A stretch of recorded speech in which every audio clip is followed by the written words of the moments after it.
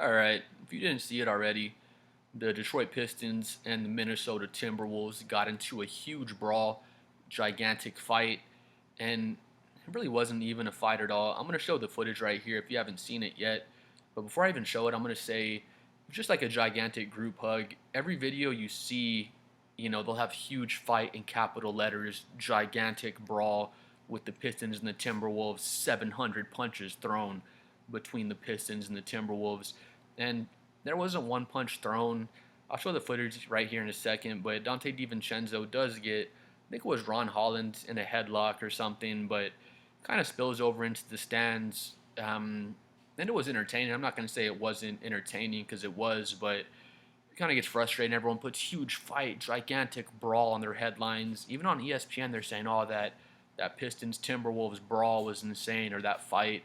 It wasn't a fight. It was more like a skirmish, if anything. Again, I like to see it. I like to see the fire, and I like to see players, get under each other's skin and not like each other. Of course, the Pistons and the Timberwolves probably won't match up in the playoffs unless they both make it to the finals, which no one's expecting that to happen. But let's check out the video real quick. Before this, there was all sorts of little chippy stuff going on throughout the game. It was just kind of brewing, but see right here. Let me rewind it just a little bit. I'm not going to play the audio in case I get a C right. But right here, if you look right around this area, Naz Reid fakes the handoff, goes inside, right there, gets fouled by Ron Holland. Here, let's rewind it. Before we see anything, here's Naz Reid. He comes down, comes Holland, boom, slaps him on the wrist. Just a good, clean, hard foul. I couldn't even tell if it was a foul from this angle. It definitely was on the replay. You see he slaps his wrist pretty hard, but looks like it might have even been all ball from that angle. But for whatever reason, Naz Reid takes exception to this. Let me know what you think. If you just see this play, like we just saw it one time here, you see it and like there's nothing dirty there. It wasn't some insane foul or extra physical. It was just a regular rip down, missed the ball, hit his arm, his wrist, and it just happens in the NBA. Let's rewind it. We'll keep it going, but comes Naz Reid, boom, Holland, whop, slaps him down. Naz Reid said, "Boy, you better not play that shit with me." And then Dante DiVincenzo starts pushing him, grabs grabs Ron Holland by the neck there. That was pretty funny, and they're all spilling into the stands, as you can see here. And then Rudy Gobert is in there. I think 7 players were ejected. Is he on a fan's lap? I can't tell. But yeah, they're there in the stands with the fans, of course, having a good time. But to keep it moving, basically,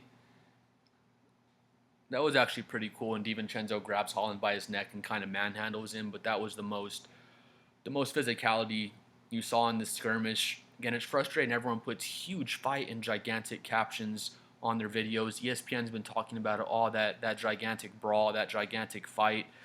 I don't want to see players getting knocked the hell out in the game, or I don't want to see LeBron James get punched in the jaw and now his jaw is broken and he's out for the rest of the season. Not that anybody could break LeBron James' gigantic mandible, but you know what I mean. We don't see the best players getting hurt in some stupid fight or seeing a fan get hurt.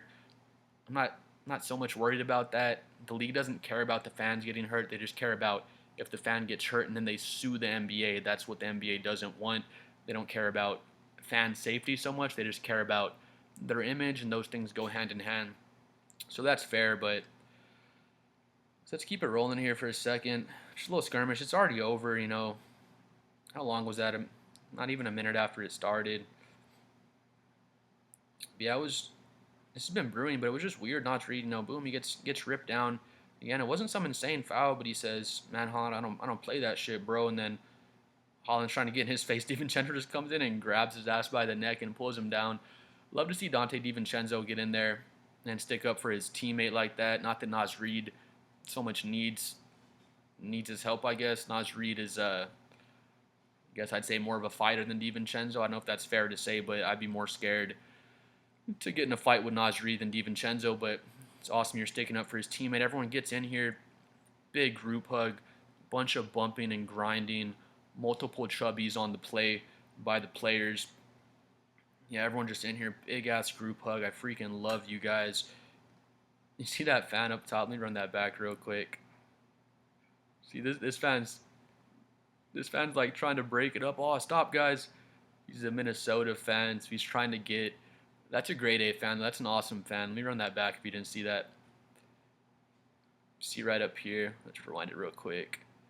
Right up here, you see DiVincenzo and this fan saying, "Get off my boy Dante DiVincenzo." So that's a real Timberwolves fan. Yeah, basically, if you haven't seen it, this is off Chaz NBA's channel. Check out Chaz NBA. He has another short video. I won't show it here, but it's a shorter video and it's an angle, kind of where that fan was. If you can imagine that, like say this fan right here, it's kind of an angle from right there. Someone was recording with their cell phone. Maybe it was even this guy. You can see a cell phone in his hand, but you get the angle right there, so you can really see it. Like you're right there in front of it, and there's just a bunch of group hugging. No punches are thrown. Nothing is thrown. And again, I'm not so much saying I want punches to be thrown in the NBA. I'll just be honest. Personally, I would love to see it again where, I don't want to see fist fights every single night, but when players get into each other's faces, things like this are fun. They're good for the league. The league loves the drama, and we'd love to see it. But yeah, I mean, again, no punches thrown. Huge fight, huge brawl. It was a giant group hug, and then everyone's making videos about, on YouTube, ESPN, all the guys talking about it. Oh, this is a gigantic fight, gigantic brawl. Even I think it was the Timberwolves announcers on this. Oh my God, like this is horrible, and it really wasn't a big deal. But yeah, I like to see the intensity. It's getting close to playoffs again. These two teams aren't going to match up unless they both get to the finals, which is a 1 in a million chance. But I do like to see the physicality. I like to see DiVincenzo standing up for his guys. I like to see, Detroit and Minnesota all standing together as a team and getting in there to try to help each other out. Even though it's just a bunch of rah-rah, no one's going to throw a punch. Just a bunch of, hold me back, hold me back. You're lucky this guy's holding me back, or else I'd whop your ass in the face.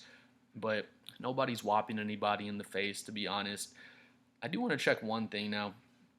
We saw that, again, you can call it skirmish is the biggest word you can use. I'm sick of people saying gigantic brawl, gigantic fight between the Pistons and the Timberwolves, because there was no fight, no brawl. It was just a skirmish.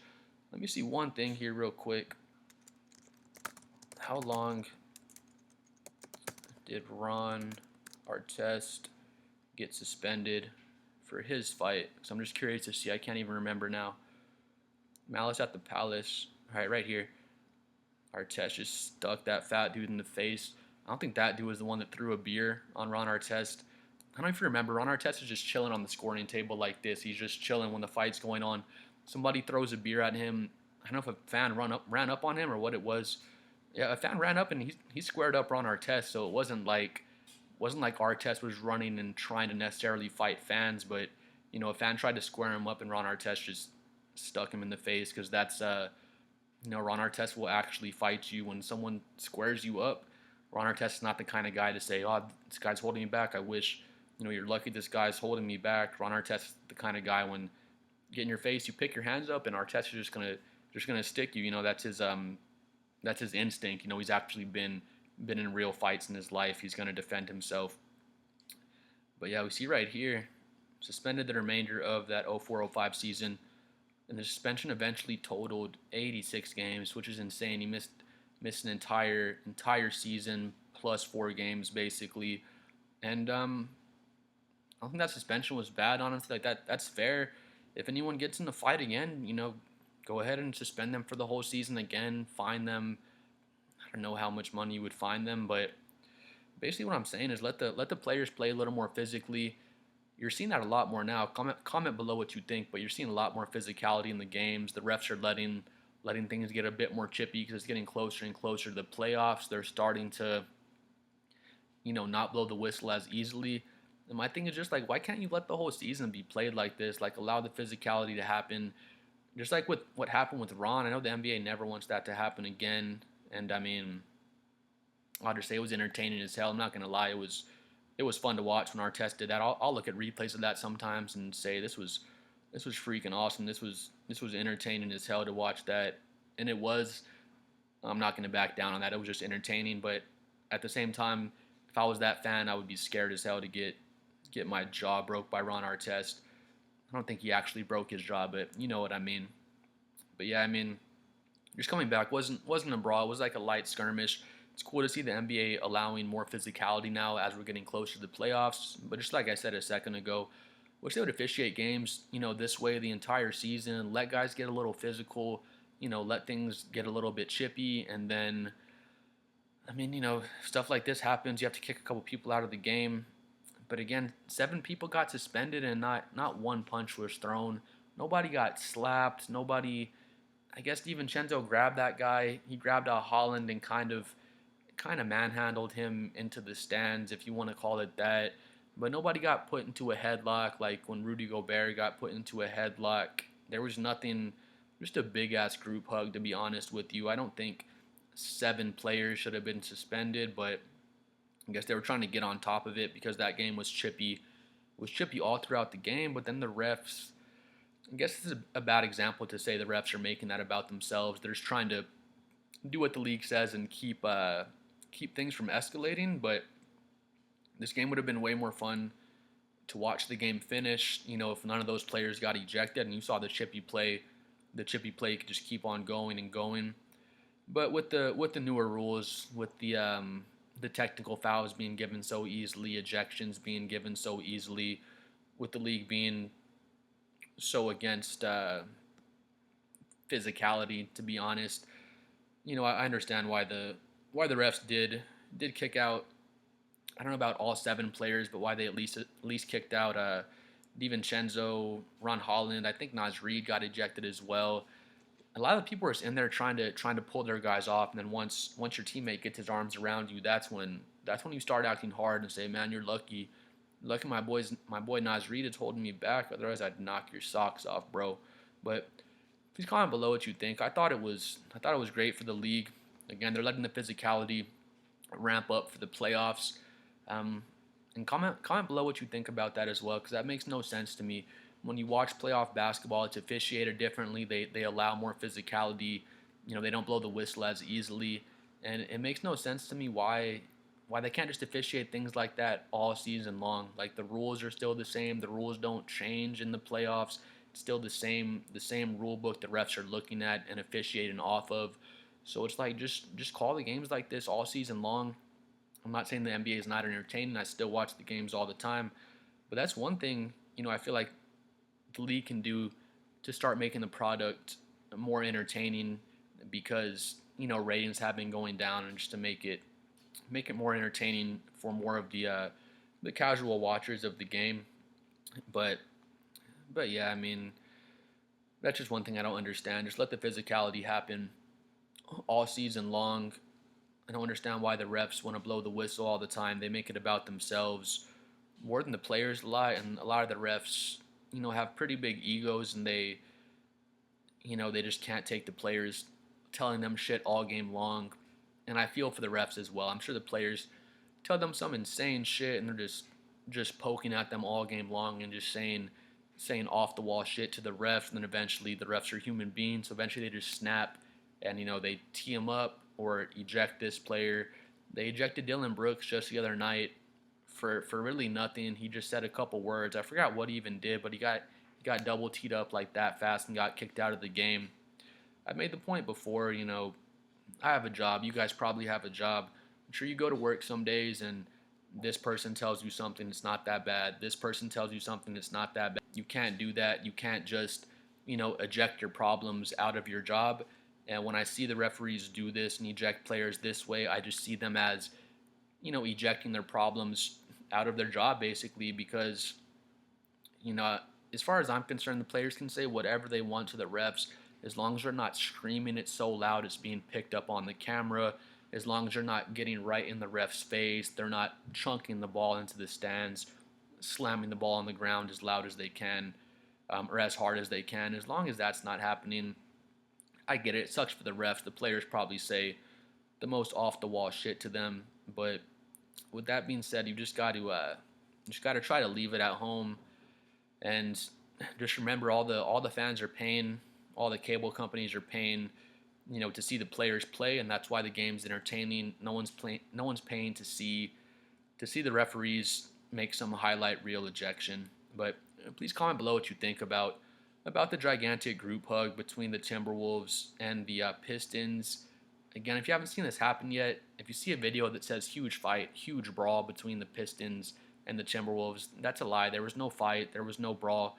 When I first saw the headline and I went to a video to see it, I was excited. I'm like, man, there's gonna be a couple punches thrown. Like, this must have been intense. And I get to it and tell me if I'm right or wrong. But I was disappointed. I was like, man, I wanted to see a couple punches get thrown, see some players square off with each other, which isn't what basketball is for. It's not a boxing match, but when you see people's videos and they say, in caps, huge brawl, gigantic fight between the Timberwolves and Pistons, 700 punches thrown, then I'm thinking, oh, this is about to be a fight or actually a brawl. But I showed you the footage. Don't get carried away and think it was anything like that, because it really wasn't that big of a thing. But then I kind of get from the NBA's perspective, like, we can't have players spilling into the stands. What if a fan throws a punch and then a player punches a fan again, and the NBA doesn't want that. But yeah, I mean, just from my perspective watching the game, I love the chippiness. I don't need to see players throwing punches at each other every game, but honestly, if 5 or 6 punches a season got thrown, I wouldn't be mad at that. I think it would be more entertaining.